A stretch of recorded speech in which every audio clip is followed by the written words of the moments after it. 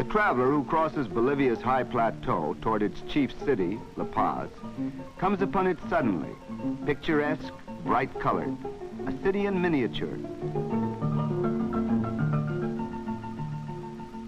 Here, 250,000 people live in a modern community, 2.5 miles above sea level.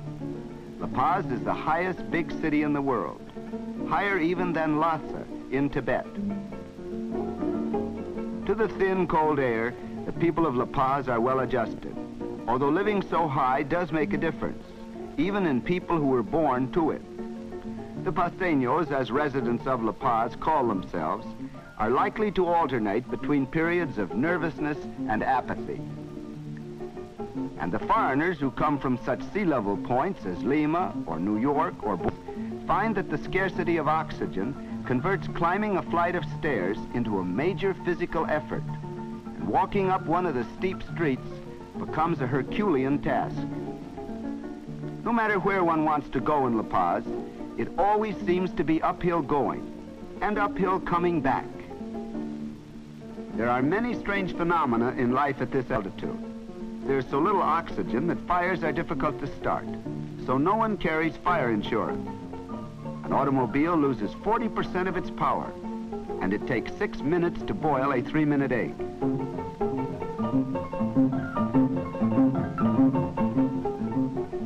The heart of old La Paz is in the Plaza Murillo, where it is said that the first cry of rebellion against Spanish rule arose in 1809. On the great square is the handsome cathedral, one of the largest in the world, where 12,000 people may worship together. Around this plaza are the principal government buildings, for in La Paz are the executive and legislative branches of the government. The Supreme Court, however, meets in Sucre. The Indians of this region, from the high plateau above the city and the luxuriant Yungas valleys beyond the mountains to the east, are notoriously bad city dwellers. They do, however, come into market on weekends. Then the city is alive with these strange and quiet people. They are, for the most part, of the ancient Aymara tribe. Long before the Incas, they were a powerful race. They make their headquarters in the old inns, whose courtyards become warehouses for their goods.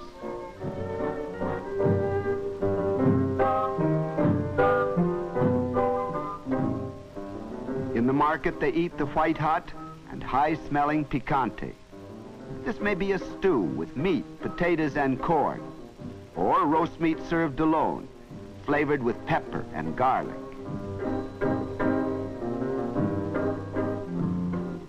Here they bargain for little piles of pale green leaves, called coca. To these people who chew it like tobacco, it is an opiate to help them to endure the bitter cold and the hard labor. But the habitual use of coca dulls the intellect, so that enlightened Bolivians are now trying to stamp out the practice. But even more characteristic of the La Paz scene than the Indians are the Cholos, people of mixed Spanish and Indian blood. They comprise about 25% of Bolivia's population.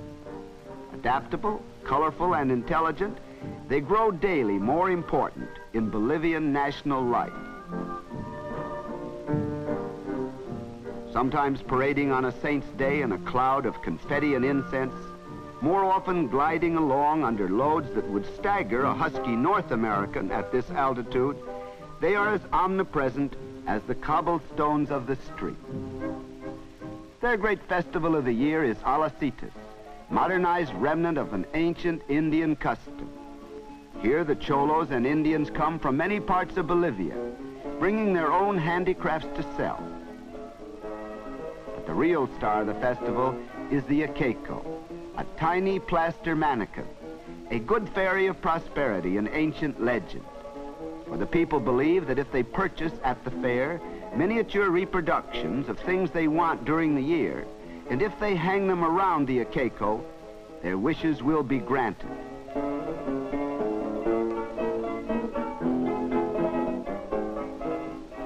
Tiny bags of rice and coca, new shoes, wedding rings, toy horses, trucks, and gaudy new apartment houses all surround the Iqueco. Then the jolly little god and all his fine wares will stand guard in the household of his purchaser until he makes all the dreams come true, or at least until the fair of Alcides returns next year.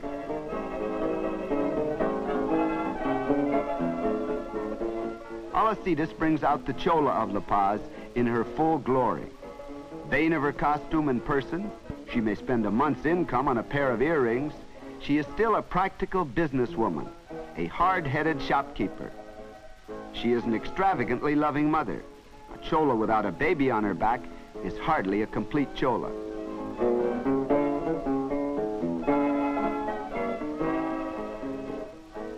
Humorous, quixotic, sharp-tongued, the Chola is unique and knows it.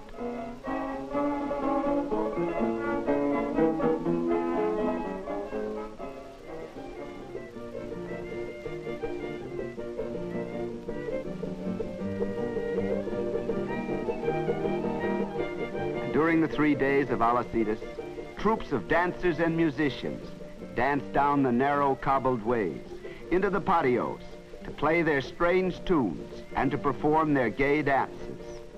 Whirling in her bright shawl and dozen petticoats, the inevitable derby set at a jaunty angle, the Chola is a gay and provocative figure, unlike any other in the world.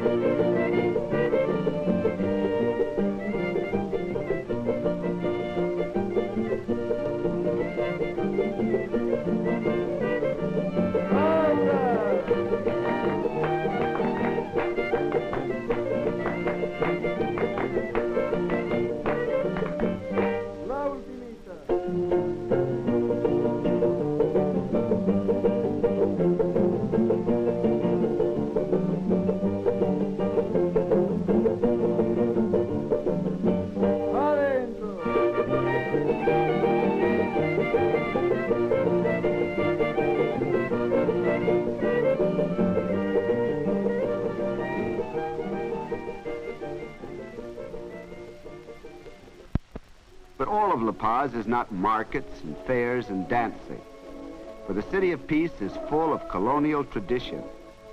Founded in 1548 by a lieutenant of Pedro de la Gasca, it is laden with all the architectural glories which grace the early capital. Spanish stonework by Indian artisans tends to perpetuate Indian forms, and the heads of ancient gods loom strangely on these Christian columns.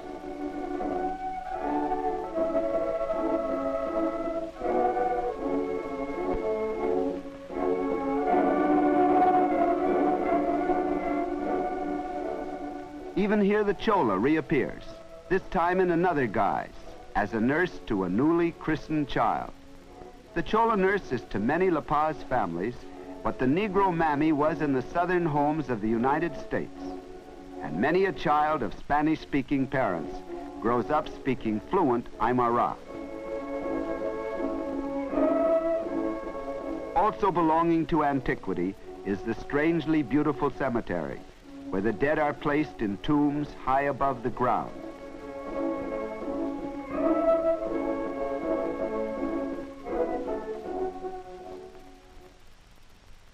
In a new part of the city is the National Stadium, seating 60,000 people.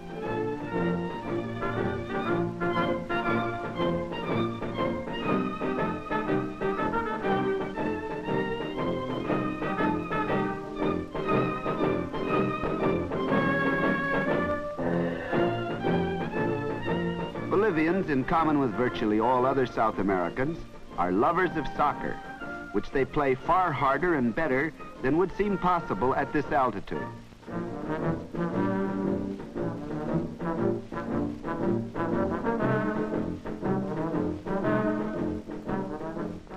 Imagine yourself doing this, for example, on top of Pikes Peak.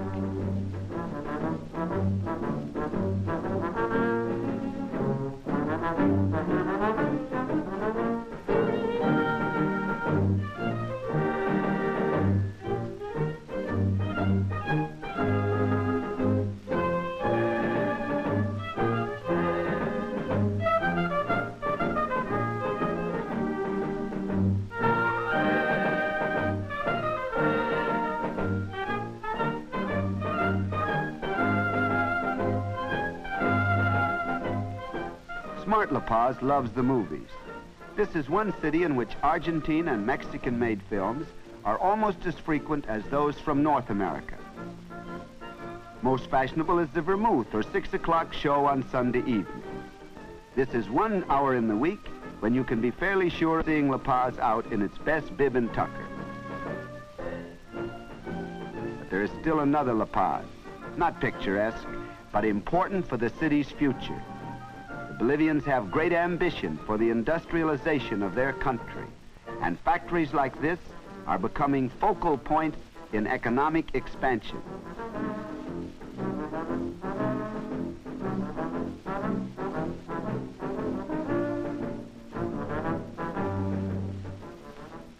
They have an almost childlike love of intricate machinery, and they also have sufficient good and inexpensive manpower to run it. But there are obstacles to industrial expansion here. There's little fuel for plant operation. Most serious of all, every piece of machinery in this wool factory had to make the long sea trip from Europe or North America and the expensive rail trip up from the Pacific coast.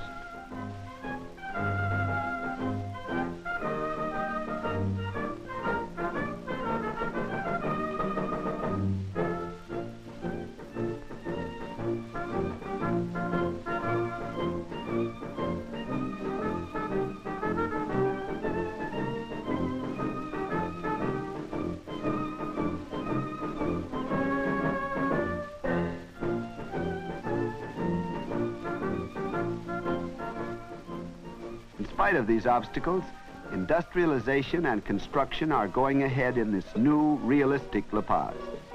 This fantasy-tinged project of tearing down a hill has the purely practical end in view of constructing a highway to link La Paz with its eastern suburb of Miraflores.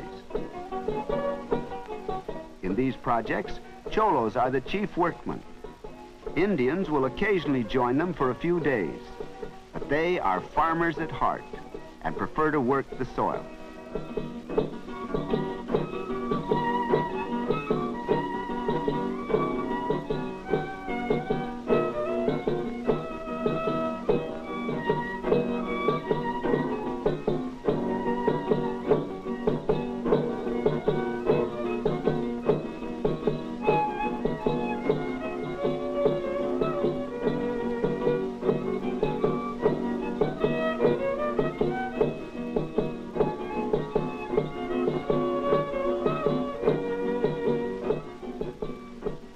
In Miraflores, construction is in progress on a new workers' housing project to replace the ancient adobe huts, which it is the wish of every citizen of La Paz to destroy.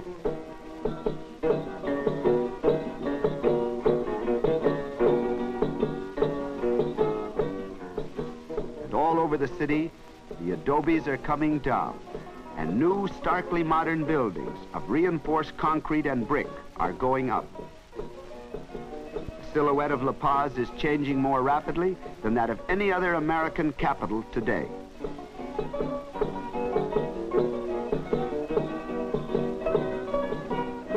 This reconstruction is a hard job. There is no easy access to building material. There's little wood, and all iron and steel must be imported. This adds to the cost and increases the difficulties of all construction. But still they build. Bolivia looks to a time when a greater part of her national territory will become economically effective, producing not only tin and other ore, for which she is already famous, but food, clothing, and building materials sufficient for her own needs.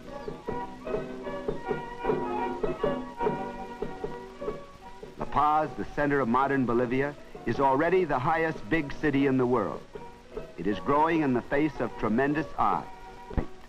As Paz has set its heart on, and it's back to the job of living at least half a dozen stories higher.